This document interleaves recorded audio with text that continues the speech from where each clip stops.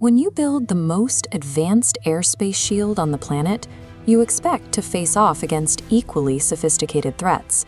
But modern warfare is often much more brutal. Today, the world's premier digital defense networks are being actively bypassed by a countermeasure that relies on simple, unguided gravity packs of precision targeting. They are mathematical marvels, calculating and eliminating threats at supersonic speeds.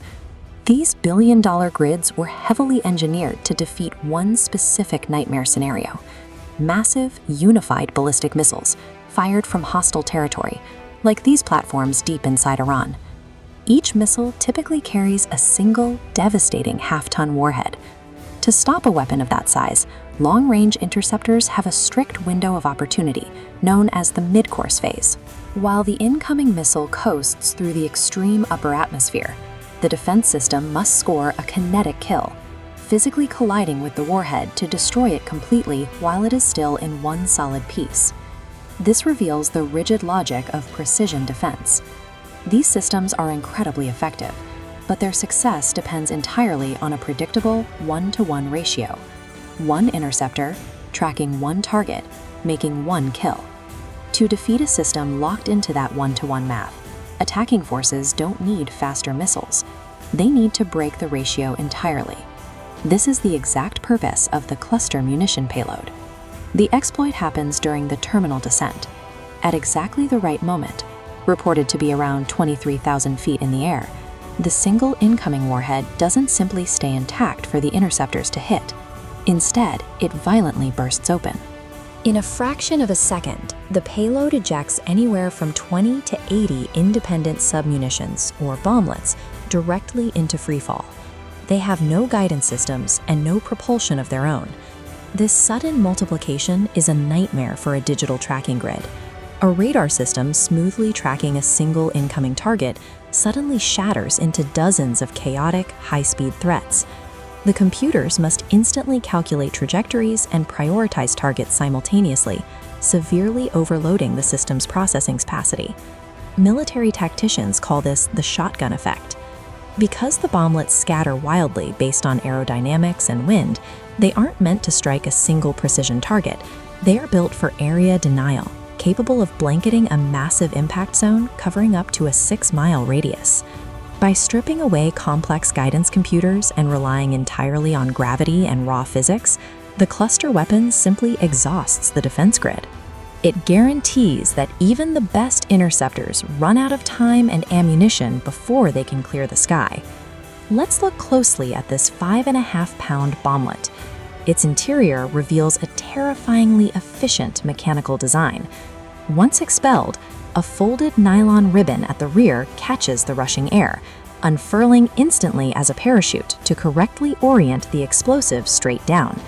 As it drops, the air resistance catches the casing, causing the entire bomblet to spin rapidly. This rotational force physically unscrews a threaded firing pin from its internal weight. No computer chips are involved here. It is pure mechanical physics arming the device in midair. Then comes the impact. The millisecond the bomblet strikes a solid surface, an internal inertia weight shifts violently downward, driving the pin into a detonator. This triggers a highly concentrated explosion called a shaped charge. A jet of molten metal is propelled straight down at extreme velocity, packing enough kinetic energy to punch cleanly through nearly 3 inches of solid steel armor or fortified concrete. But the destruction goes in 2 directions. While the molten jet shoots downward, the outer metal casing of the grenade simultaneously explodes outward, sending a devastating wave of tiny, lethal metal fragments tearing through the immediate area. This dual-purpose design obliterates heavily armored vehicles and exposed personnel at the exact same time. And because it operates without any digital targeting, every single one of the 80 dropped bomblets functions as a localized, entirely indiscriminate catastrophe. The tactical efficiency in the air translates directly to chaos on the ground. When the dust settles from a cluster strike, the danger is far from over. Because these submunitions rely on physical impact fuses, they are highly prone to failure.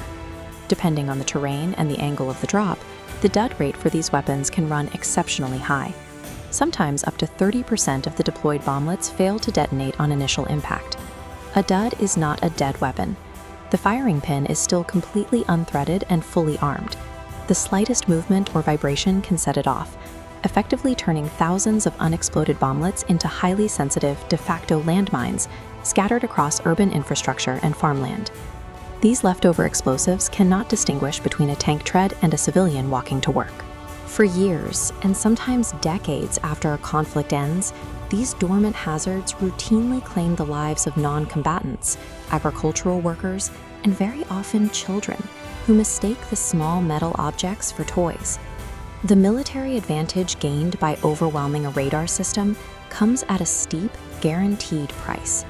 The shotgun effect secures a fleeting tactical victory by explicitly manufacturing a multi-generational environmental hazard.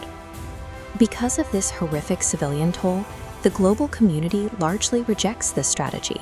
Over 100 nations have signed the Convention on Cluster Munitions, completely banning the use, production, and stockpiling of these weapons. But a treaty is only as strong as its signatories. The world's largest military powers, including the United States, Russia, and Iran, have explicitly refused to sign the ban, maintaining massive stockpiles to this day.